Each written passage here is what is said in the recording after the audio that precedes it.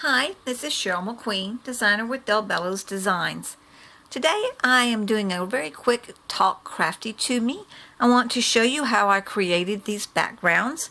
I did them with my gel plate and with various Lavinia stencils. I hope this will be a fairly quick video to show you just how I kind of did some of these techniques. I had a lot of fun with these. As you can see, I came up with some very cool looking backgrounds.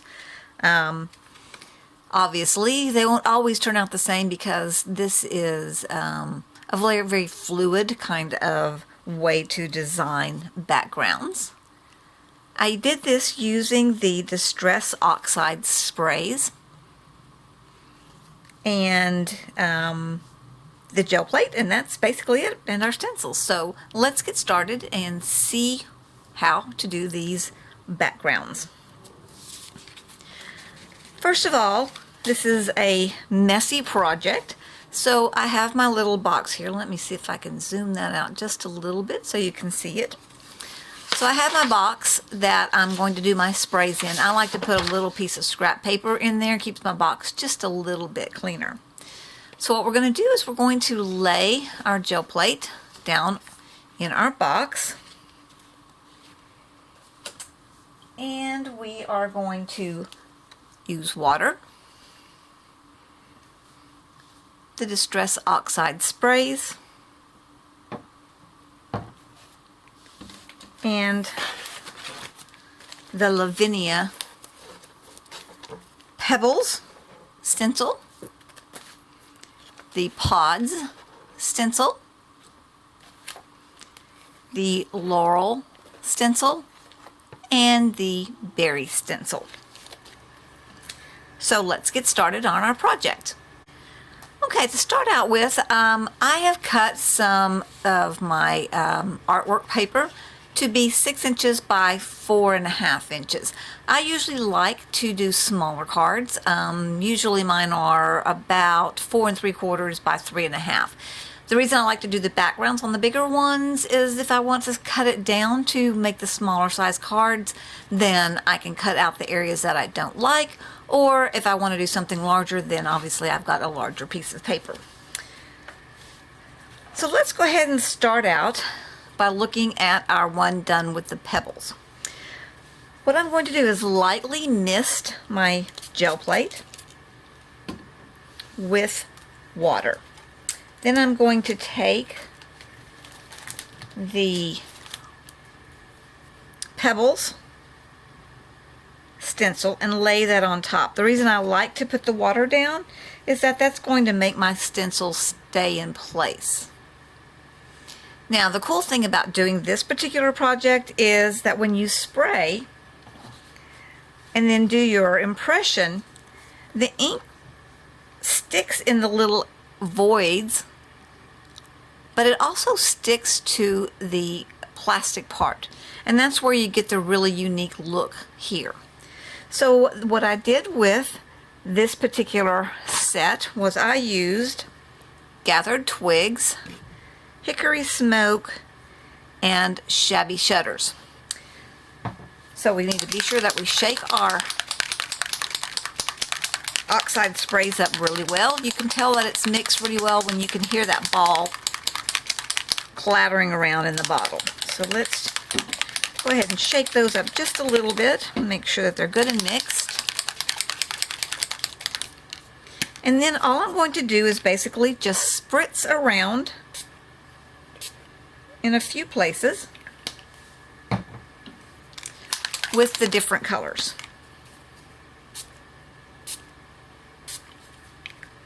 That was shabby shutters first, and then the hickory smoke, and now smoke, and then now the gathered twigs. All right, and I don't mind having a few spaces in there that might not have ink on it because that just adds to the interest. So what we're then going to do is take our piece of cardstock and just lay it down on top. And then I like to just rub a little bit. That actually helps the ink that's on the plastic part to spread a little bit and get that really cool impression. Now, I will tell you this is a messy process. All right. So that turned out pretty cool looking. And sometimes you can either dab if you've got some spots that are really a little bit too dark, to try and dry that out just a little bit. Or if you prefer, I sometimes will take my heat tool and dry it as well.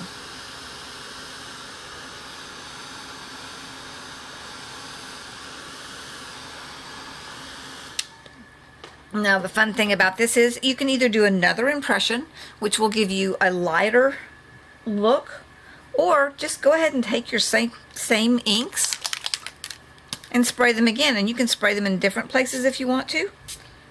I like to go ahead, I kind of like the way that pattern was looking. Do it in a different order and you'll get maybe a slightly different look. And I also like to use, usually I like to use 3 colors. Sometimes they mix together, so that gives you a really unique look, or even sometimes creates a new color. All right, so now we're just going to rub again, see what we get on our second one.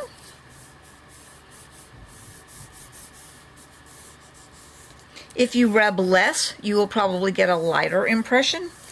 And if you rub more, then you'll get a darker impression. And like I said before, you're never going to get the same thing twice. And that's kind of the fun part of doing this particular project.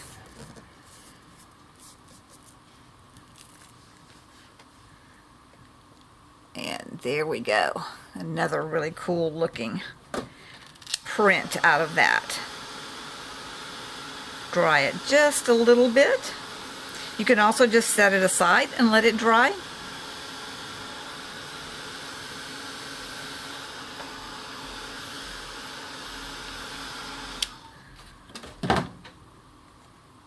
And there are our different ones. This was the original one that I made. And then these 2 are the ones that we've done today. This one is obviously a lot more spotty, but I kind of like that. This one has a little bit more coverage. Alright, so let's move on and try a different one. Now I'm just probably the easiest thing for me to do is to just kind of mist over the top of that. Wipe off my stencil. I can wash them here a little bit later on, but I'm just going to do that to kind of get some of the ink off of my gel press. If you don't want to clean it all up completely, that's as fine as well. You can let the colors mix. But since we're using a varying amount of colors, I'm going to go ahead and wipe off the old ink so that when we use our new ones, we don't get too much of muddiness. All right. So there's that one. So now let's go ahead and move on to our design with the pods. So here's the one that I did earlier with the pods. This right here is actually a second generation, so I did this one first and then didn't add any ink and then just did a second impression. So you can see a little more ink is on the first one and a little bit less on the second one. So with that particular one, I used faded jeans, prize ribbon, and tumbled glass. Now these colors are fairly similar, so you may not get quite as much difference, but you get subtle shades of the blue. So we're going to go ahead and try that one. So again, I'm going to scoot that back just a little bit in the box so that I don't get quite so much splatter outside of it. Lightly mist it. And we will take our pods stencil. Well, what did I do with it? There it is. Lay that down. Again, I misted it just so that that would give it a little bit of a way to stick. Keeps the ink from running underneath. Alright, and then we will shake up our sprays so we can make sure that we get some good, even, nice spray. So let's start out with the prize ribbon. That's a nice dark blue. The faded jeans, so just a slightly lighter blue. And then finally our tumbled glass, which is a very, very light shade.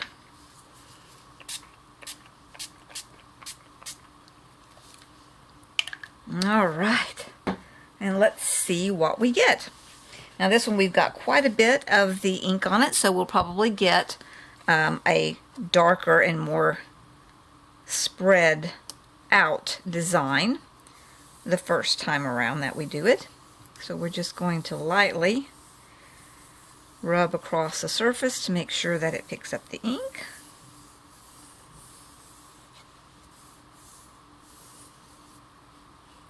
And let's see what we get. All right. So you notice that where I did the lighter blue here around right here, we don't get quite as dark of an impression. We've got an awful lot of color here, which we may want to keep instead of dabbing it up. So this one may take just a little bit longer to dry because it's got quite a bit of ink on there.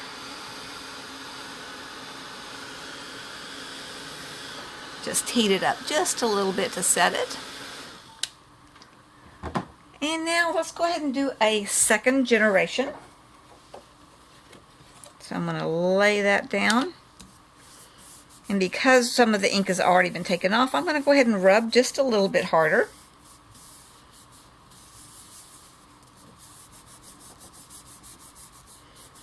And see what we get this go round.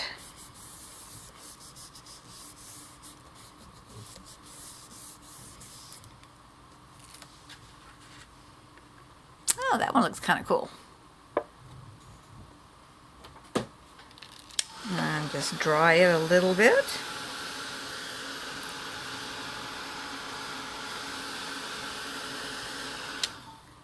We've got a pretty big little dab down here, so I'm just going to touch that a little bit. So here are our two designs that we made using the pods.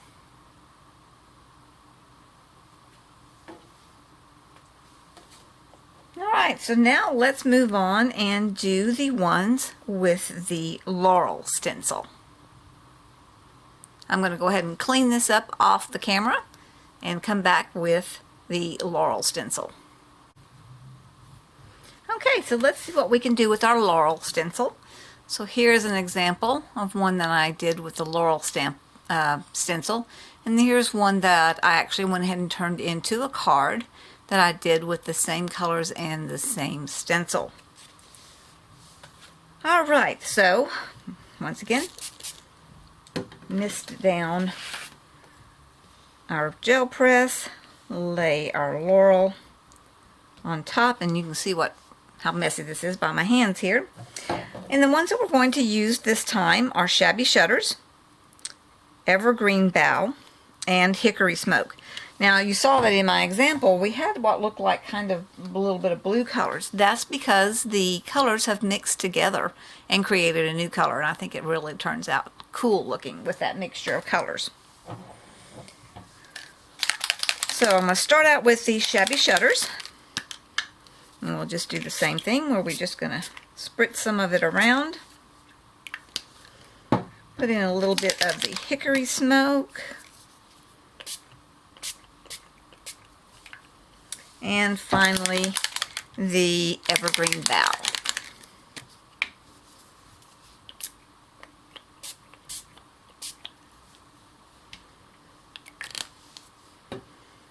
Alright, so let's see what we get. Gonna lay our card down. Oops.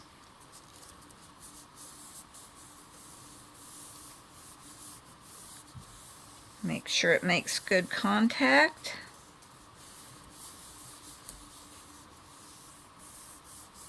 Your back of your card will get a little bit messy, but since most likely you're going to be taping that down, gluing that down to something, it's not going to matter quite so much.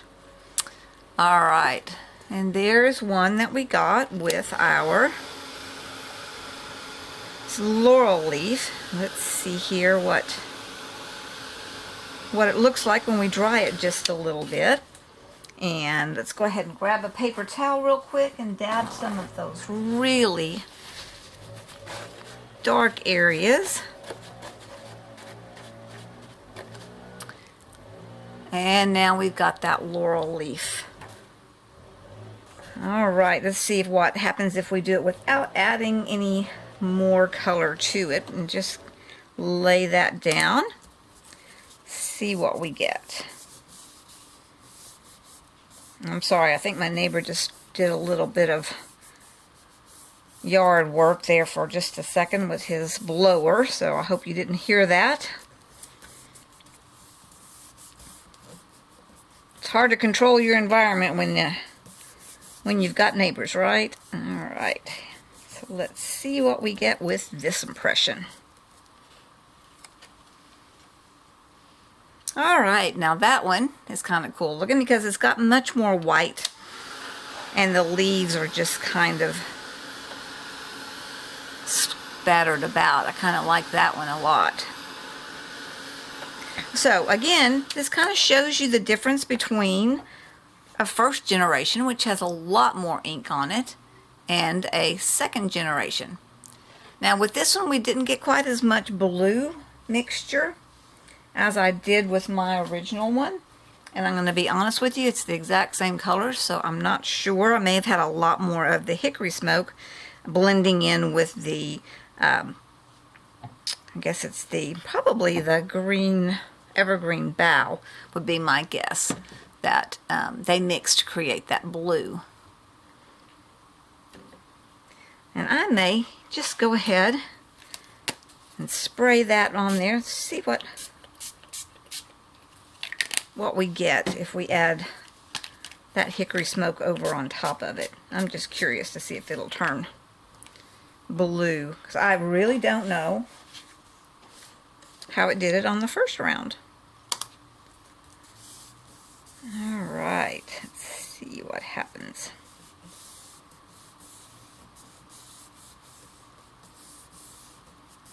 Of course, if you want a little bit of blue, you can always choose a blue spray and get a little bit of that blue in there. Let's see if that's going to mix. Oh, that one's kind of pretty too.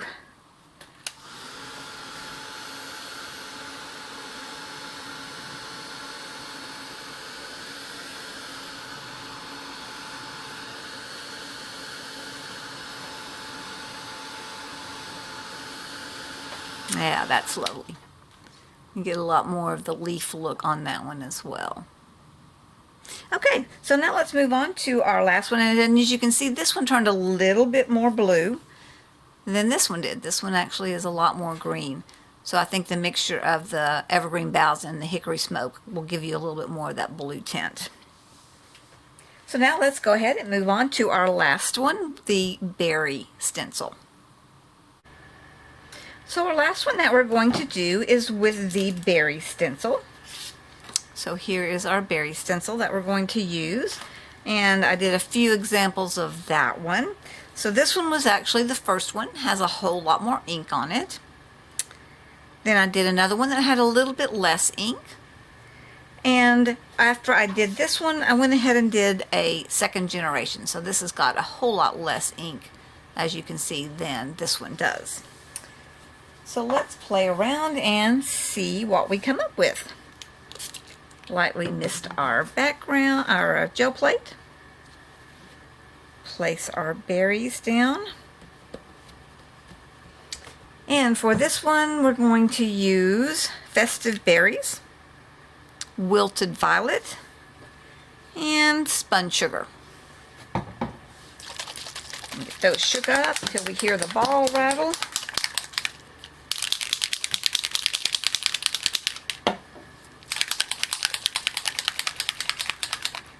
Alright, so let's put a little bit of spun sugar on there. Some festive berries. And then finally some wilted violet.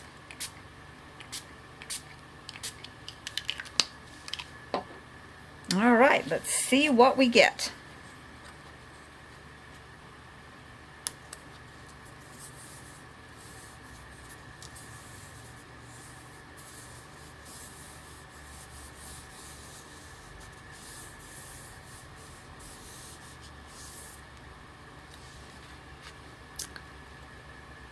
There's one that's got a lot of good impression with the berries, and it gives us a light background. So with this one, not quite as much color, but then gives more of a picture of what the actual stencil pattern looks like.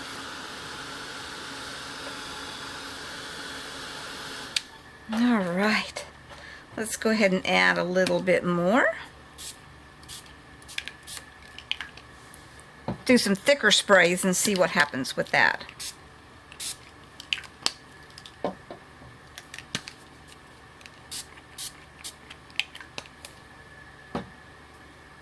All right, here we go again.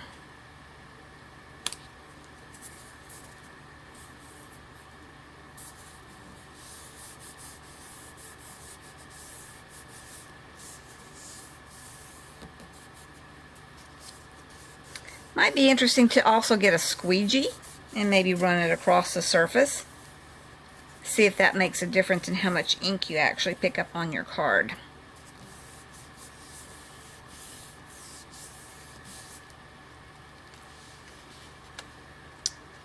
And that one's got a lot more color on it because we sprayed a whole lot more of the color. So when we rubbed it around, then we got a lot more of the color to show up on the card. And now let's see what happens if we do a second generation on this one. I'm guessing that we will have kind of almost like the first one where we had a lot more white space.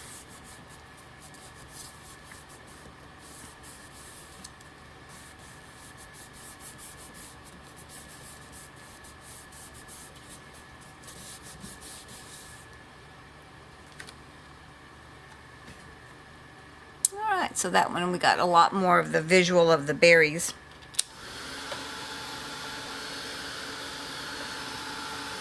And a lot more white space. So you would think that when you're looking at your stencil, you're going to get more ink on your spaces where there's holes instead of on the actual plastic, but it actually does just the opposite of that. And it's the opposite of when you actually do stenciling with ink on in a brush. Okay, so this one was kind of a fun, interesting thing. Again, you will never know what you get. Experiment around with your different stencils that you have. Find the ones that you like the best and play with the technique. What I will do is I'm going to let these dry a little bit. I will try and make a few cards up so you can see what they look like when they're finished products, and I'll show those to you. Thank you so much for watching my video tutorial today. I hope you enjoy using these stencils and the gel plate to make some interesting backgrounds. Just give it a play. Like I said, you'll never know what you turn out with.